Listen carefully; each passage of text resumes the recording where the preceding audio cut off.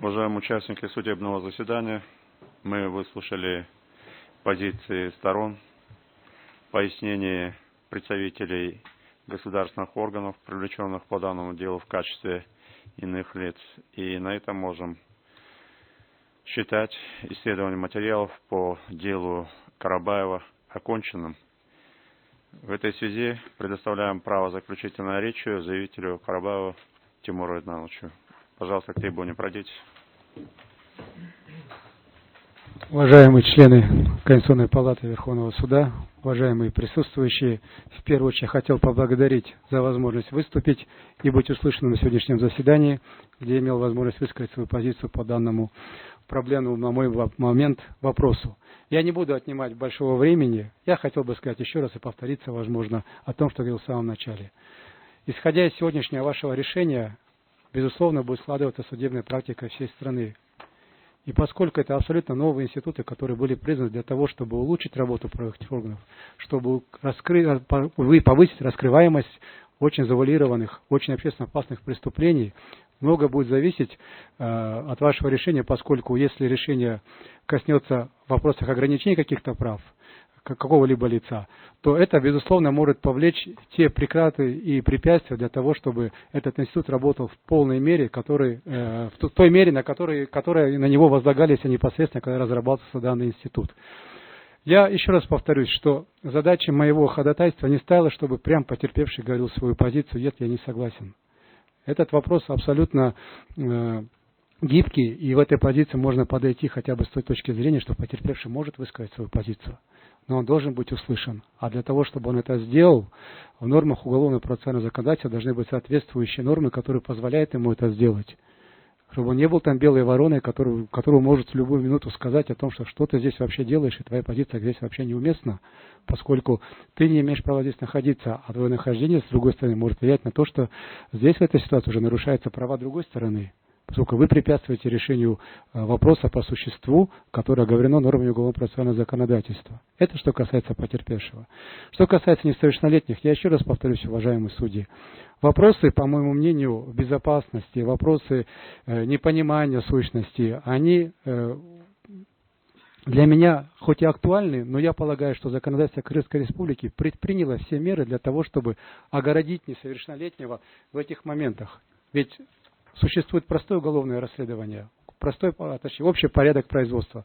Ведь там такие же проблемы же и возникают. Но для того, чтобы этого не было, у несовершеннолетних существуют абсолютные права в плане нахождения в присутствии защитника, в присутствии законного представителя, вопросы избрания меры пресечения и так далее, и так далее. Вот, то есть все эти элементы, которые можно давить на простое уже лицо, которое совершеннолетнее, к нему неприменимы.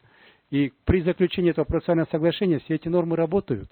И опять повторюсь, процессуальное соглашение не тот элемент, если ты его берешь, то об остальном всем забываешь и работаешь только в рамках вот этих 6-4 статей, которые прописаны.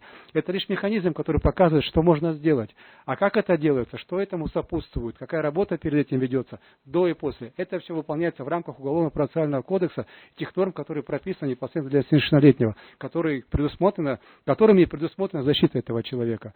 Поэтому, исходя из смысла из этого института, что этим мы можем позволить, во-первых, государству раскрывать большие преступности. Вот та же самая наркомания. Вы подумайте, мы же переходная страна, где транзит всех этих наркотиков происходит. Получается, мы не должны закрывать глаза на то, чтобы раскрывать эту преступность.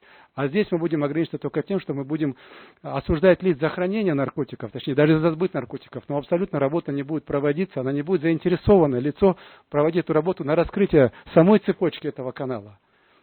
Он получит наказание, соответственно, в рамках того, что ему предусмотрено. А если бы заключил бы соглашение, то получил бы совсем иной вид наказания. То есть нет интереса этого лица, нет взаимосвязи с ролью государства в этом процессе. И поэтому, если мы дадим такую возможность, несовершеннолетнюю, например, и трактовка закона в будущем будет такая более широкая, мы только делаем это на благо нашей страны.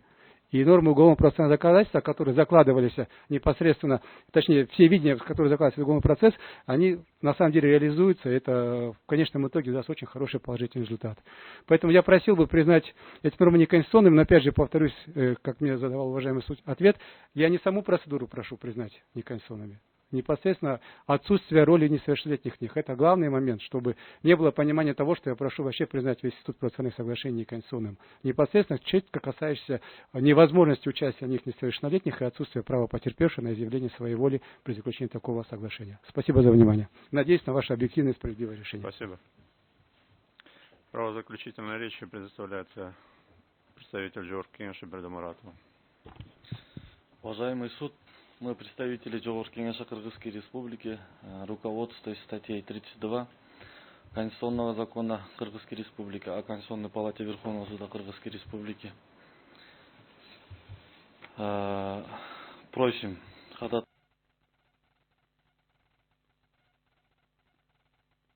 неконституционными частей 3 и 4 статьи 487, частей 2 и 3 статьи 488, части 1 статьи 489, частей 3 и 4 статьи 499, также части 5 статьи 492 Уголовно-процессуального кодекса Кыргызской Республики оставить без удовлетворения, и мы придерживаемся также своей позиции. Спасибо. Присаживайтесь. Право заключительной речи предоставляется второму представителю Джордж Кенеша Молдобаеву. Пожалуйста, к трибуне.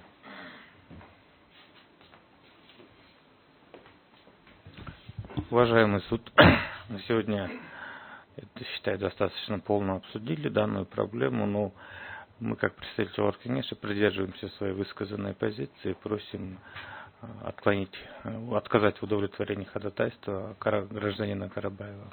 Спасибо. Спасибо. Присаживайтесь. Уважаемые участники судебного заседания, на этом рассмотрение дела по обращению Карабаева Тимура Айтнановича считается оконченным. Суд удаляется в совещательную комнату для вынесения решения. Прошу всех встать.